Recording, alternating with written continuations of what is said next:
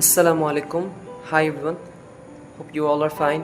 Today in this video we will learn 5 new words with their meaning and some simple sentences. So let us get started.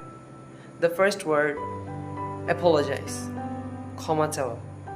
You should apologize for your misdeeds. ভুল কাজের জন্য তোমার ক্ষমা চাওয়া উচিত. The second word, simultaneous.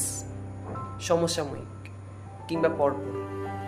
I have got 2 good news simultaneously. আমি পরপর দুটি ভালো সংবাদ পেয়েছি.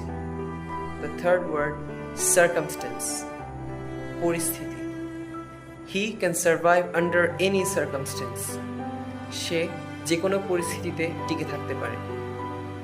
The fourth word, sorrow. দুঃখ. Happiness removes sorrow.